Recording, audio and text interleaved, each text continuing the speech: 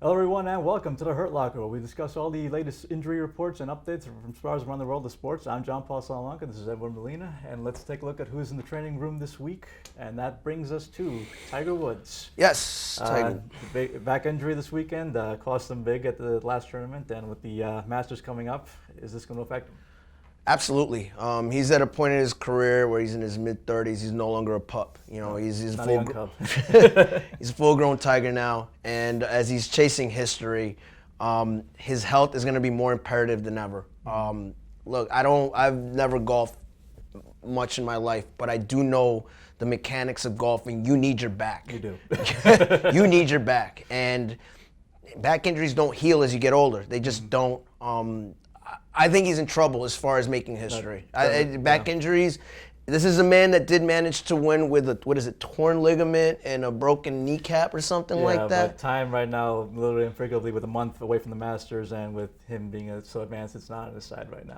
Time isn't kind to any athlete, and it's not going to be kind to Tiger Woods.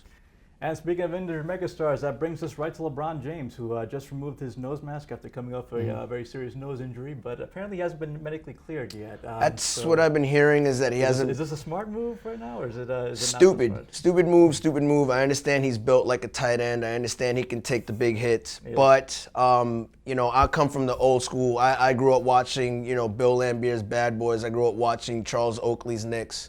Even the Bulls with Horace Grant can play a little rough and tumble. Yeah, they play Smash Mouth there. And if I see LeBron in the paint, I'm oops right in the nose. I'm sorry. I couldn't fault anybody for doing that as well. If that makes me sound like an unsportsman person, then you've obviously never played organized sports a day in your life. That's just the truth. Because if you see a weakness, you take advantage of it. And like I said, elbows happen. Elbows happen. So I think it's not a wise move in the long run. It's not that big of a deal. But speaking of questionable decisions, we have Stephen Curry for the Golden State Warriors deciding to play through a right quad strain. Now here's the thing. Now, normally for a moderate quad strain, it takes about 6 weeks to heal. For a severe one, it takes 10 weeks. That's about the full length of the NBA season. He decided to play through it. Should he sit the rest of the season, or should he just kind of gut it out?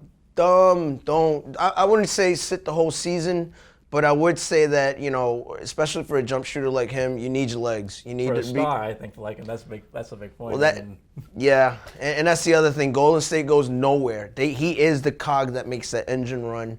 Without Stephen Curry, that team goes nowhere. I'm sorry, he goes nowhere. He's basically their Derrick Rose. You're right. He's kind of the heart of the whole thing. Without it, I don't think it works. And that wraps up this edition of the Hurt Locker. Tune in next week for more on who's getting taped up. And remember to check out LatinoPost.com for more on your latest sports information.